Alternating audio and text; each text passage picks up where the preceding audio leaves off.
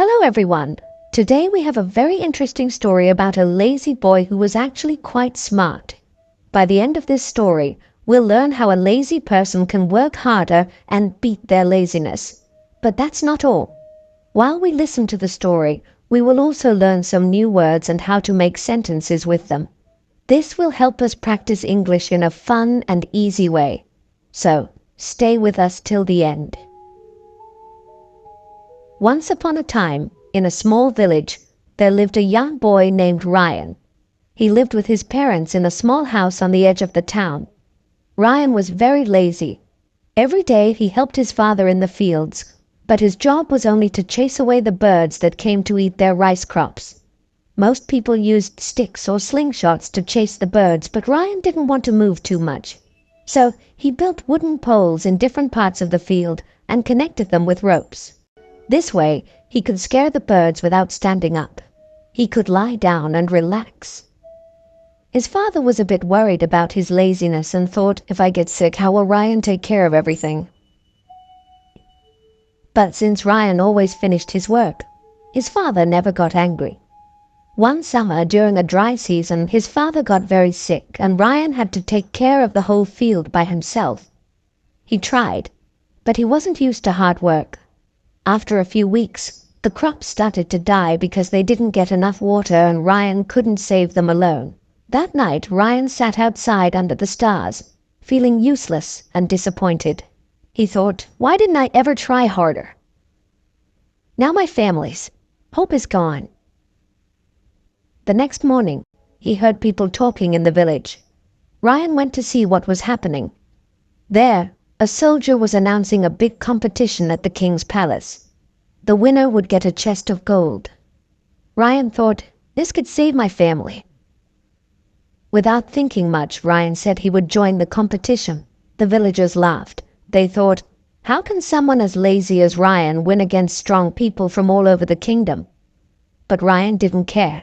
He had 3 days to reach the palace, so he left early. His parents didn't think Ryan would win, but they hoped this would make him work harder and change his lazy ways. After 3 days, the competition started. All the participants were gathered near a big lake. Many of them were strong and fit, which made Ryan nervous. How can I beat these people? He thought. Then the rules were announced. They had to cross the lake, and the first 3 people to finish would go to the next round. The countdown started. 3, 2, 1, go. Everyone jumped into the lake and started swimming, but Ryan stayed behind. He thought, there's no way I can win if I just swim. Suddenly, Ryan had an idea. He ran into the nearby forest, found some broken branches and made a small raft. He used another piece of wood as a paddle. Ryan thought, this is a race to cross the lake, not a swimming race. I may not be strong, but I can be smart. As the others got tired from swimming, Ryan paddled across the lake. Slowly but surely, he passed many of them. In the end, Ryan finished 3rd and qualified for the next round. 2 other participants who were very strong also made it. The next day, the final competition began. Each contestant was given a big wooden block. The task was to push the block 1 kilometer to the finish line. Behind them were many tools they could choose from to help them, but they could only pick one. The first contestant quickly grabbed a rope and started pulling the block. The second contestant took a piece of wood to use as a lever to move his block. Ryan, however, didn't rush. He thought carefully about the tools. I can't win by using my muscles. I need to think smarter, he said to himself.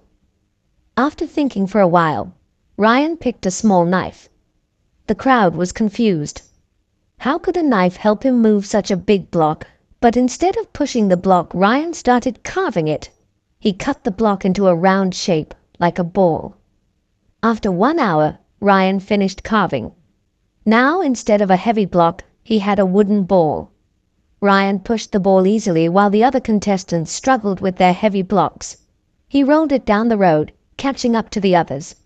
With all his strength and determination, Ryan was the first to cross the finish line. The crowd cheered loudly. No one had expected the lazy boy to win. This story shows us that lazy people can be smart, but to achieve something great, they need a big reason. like Ryan's love for his family. So, if you ever feel lazy, find a strong reason to work hard. Whether it's for your family, your dreams, or proving others wrong, a big goal can motivate you to give your best. Today, we also learned new words and sentences through this story. Remember, learning English can be fun when you practice regularly. So keep listening, learning, and growing. And don't forget to subscribe. Thank you for watching.